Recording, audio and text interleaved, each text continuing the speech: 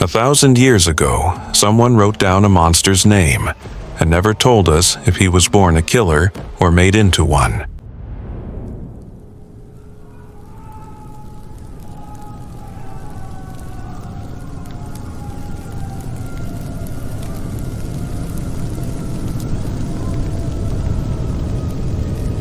One manuscript, one fire, one monster who almost didn't survive to be argued about at all.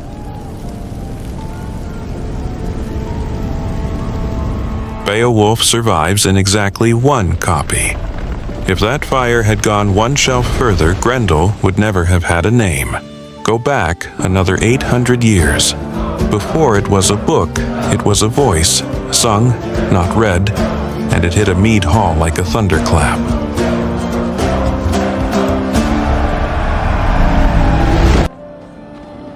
Everything centered on the mead hall. It was where people found warmth, friendship, drink, and firelight, glowing like a beacon in the night.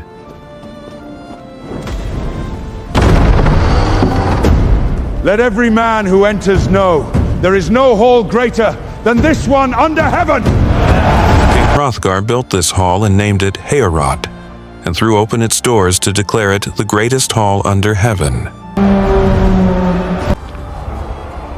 But everything this hall represented, light, sound, belonging, was to something out in the dark unbearable.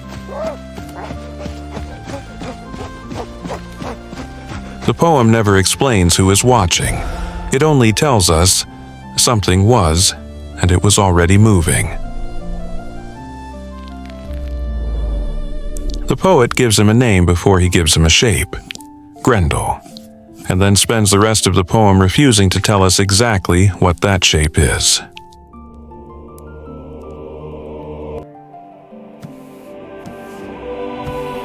The poem calls him a grim spirit, walker in darkness, and a descendant of Cain. In the poem's logic, every monster, giant, and elf on Earth descended from that first murder. Grendel didn't choose his bloodline. He inherited it.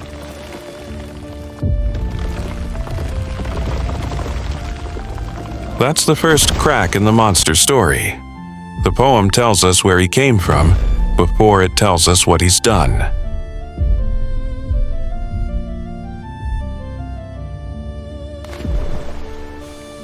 He lives in the Mere, a black, bottomless lake ringed by dead trees, where the water itself is said to catch fire at night.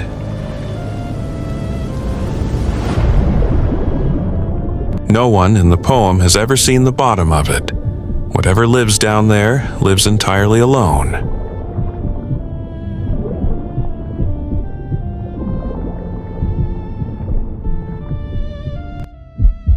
The poem calls him Eoten, a word that means giant, ogre, and simply enemy all at once.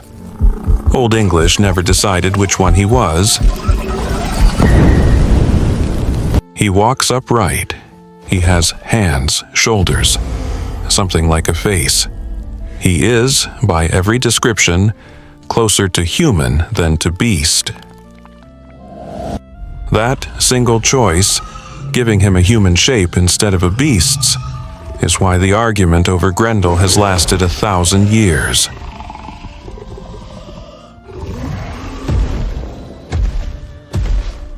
Whatever he is banished, exiled from men, from mead halls, from any hall at all.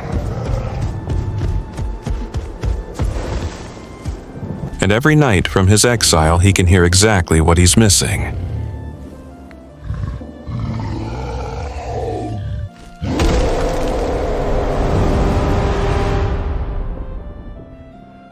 Then the sound reached him. Laughter, harp song, the scop singing of creation itself, and something in him broke. No more. No more! That night he came to the hall. 30 men slept inside. By morning, none of them did. He didn't just kill, he fed. The poem doesn't look away from that, and neither will we, for one line. Word spread. The greatest hall under heaven had become the most feared building in the north.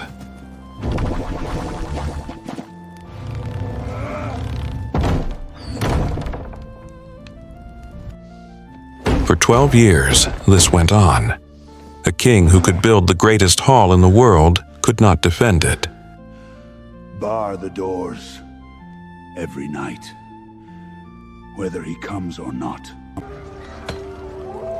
Warriors who once feasted here now slept elsewhere, anywhere but inside Heorot's walls.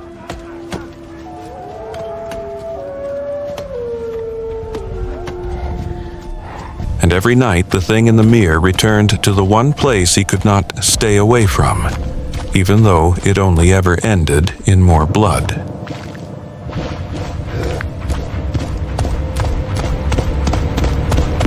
Was this hatred, hunger, or something closer to grief that only knew how to come out as violence?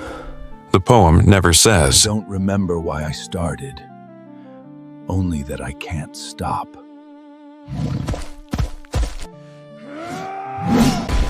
12 years of this, and no weapon in Denmark could touch him. The poem tells us plainly, he'd placed a curse on every blade in the land.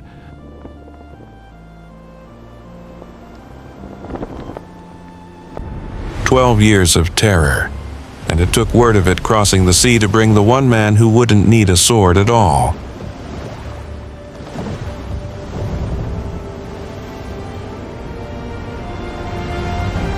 His name was Beowulf, a Geatish warrior who had heard of Heorot's suffering and came without being asked.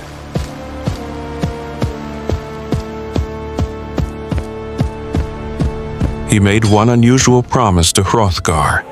He would fight Grendel with no sword, no shield, only his bare hands. No blade of mine has cursed itself against him. I won't need one. That night, for the first time in 12 years, Heorot's doors were left unbarred.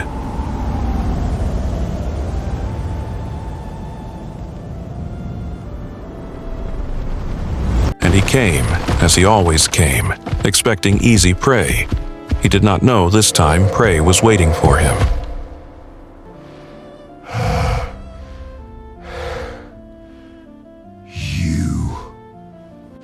What followed wasn't a battle of swords. It was a wrestling match. Man's grip against monsters in the dark, in total silence but for the sound of the hall itself breaking apart.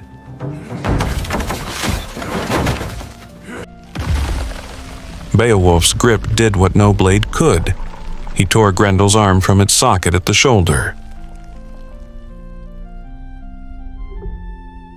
Grendel fled back to the mere, mortally wounded, to die, alone, in the one place that had ever been his. The poem gives him one dignity in death that it never gave him in life. He dies where he was always going to die, alone in the water that was the only home he ever had. For centuries, readers took the poem at its word. Grendel was evil, full stop, and Beowulf was the hero who ended it. Then, in 1971, one novelist asked what the story looked like from inside Grendel's head. They build their halls, tell to themselves it means something.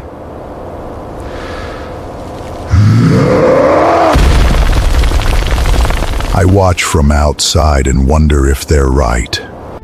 John Gardner's novel, Grendel, rewrote the entire story in the monster's own voice. Lonely, philosophical, painfully self-aware of his own exile. To the original audience, Grendel wasn't a metaphor for loneliness. He was kin of Cain, a walking reminder of what happens when God's order is broken. His grief, if it's there at all, may be a warning, not an invitation to pity. So, which is it? A monster who deserved his death, or an exile the poem never quite lets us stop pitying? 1,000 years later, scholars still take both sides, and the poem, read closely, never actually forces you to choose. The argument didn't stay in academic journals. It went to film, and every adaptation had to pick a side, Gardner, and the poem never fully did. Robert Zemeckis' 2007 film gave Grendel's mother a seductive human face, reopening the whole question of what exactly monster means in this story for an entirely new generation. Other adaptations went the opposite direction entirely. 2005's Beowulf and Grendel gave him full, deliberate, human-shaped grief on screen. A father whose son was killed by Danish hunters before the story even begins. 1,000 years on, Grendel still shows up wherever a story needs an outsider whose exile might be a punishment, or might be a wound.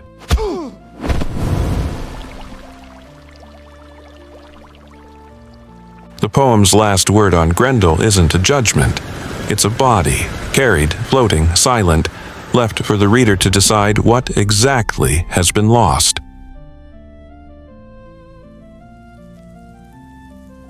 Monster, mourner, warning, or wound. The poem never tells you which one to believe. 1,000 years later, neither will we. Which one did you see?